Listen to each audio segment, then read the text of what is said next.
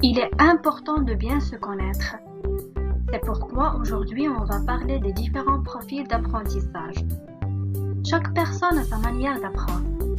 Vous aimez peut-être étudier en écoutant de la musique, une autre personne préfère lire en silence, certains besoin de décider.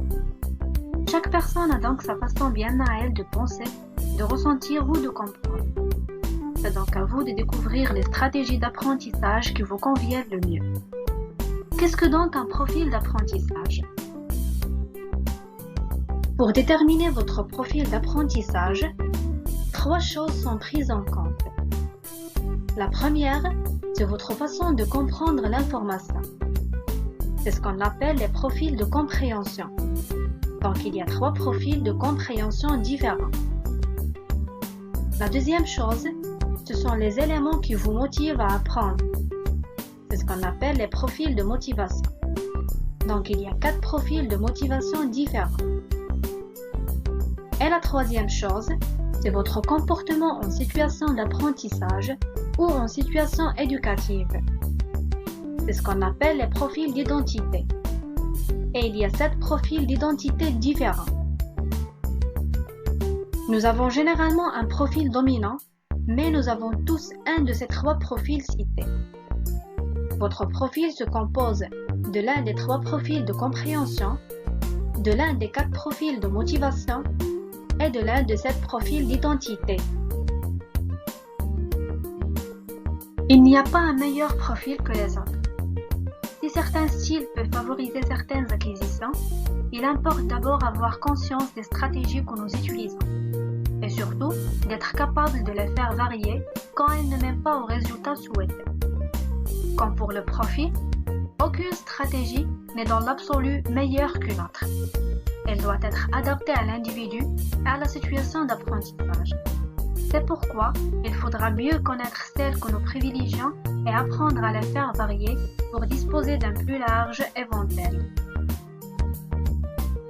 Avec l'apparition des outils numériques qui ont émergé beaucoup d'espérance sur la capacité de ces outils à s'adapter à la diversité des apprenants, on peut poser la question suivante.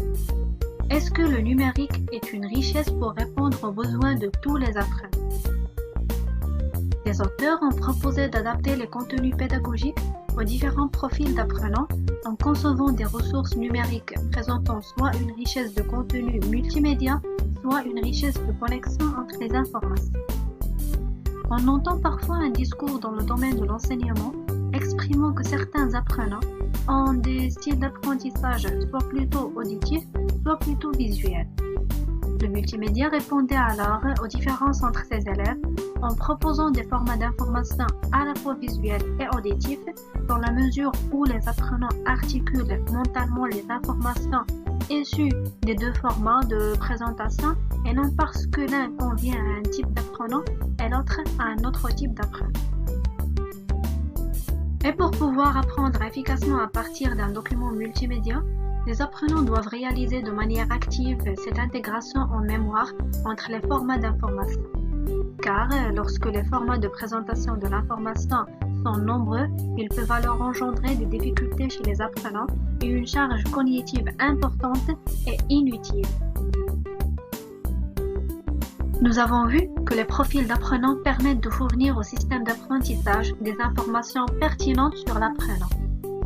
Ces profils jouent un rôle très important dans tous les environnements informatiques pour l'apprentissage humain, puisque c'est le domaine où se situe précisément notre cours. Notre processus de profilage d'apprenants est constitué de 5 composantes essentielles qui sont liées sémantiquement au profil. Ce sont, premièrement, le comportement. C'est la relation que l'apprenant doit développer avec son environnement pour la réussite de ses activités d'apprentissage. Deuxièmement, la connaissance, c'est le bagage cognitif de l'apprenant. Il peut être d'ordre général, théorique ou encore pratique. Troisièmement, les compétences. Alors chaque apprenant admet des points forts en rapport avec ses compétences.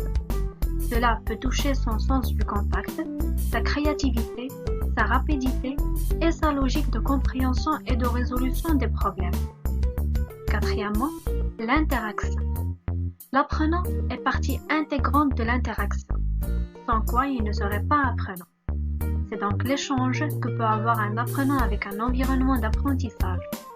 Il peut être lent, moyen ou rapide. Et finalement, la conception. Alors apprendre n'est pas un processus de transmission, mais de transformation des questions, des idées initiales, des façons de raisonnement habituelles des apprenants. Pour conclure, lorsqu'un apprenant se trouve en situation d'apprentissage dans un environnement en ligne, ce dernier doit disposer de données suffisantes sur cet acteur pour pouvoir le guider pertinemment dans son apprentissage, puisque l'apprenant joue un rôle central dans le processus d'apprentissage. Ces environnements de nature peu flexible doivent s'adapter aux apprenants et à leur profil afin de gagner en souplesse, en adaptation et en individualisation de l'apprentissage. Ainsi, ils peuvent constituer un outil efficace pour la représentation et la prise en compte des connaissances et compétences de l'apprenant. Voyons ensemble dans la deuxième partie de la vidéo la notion de représentation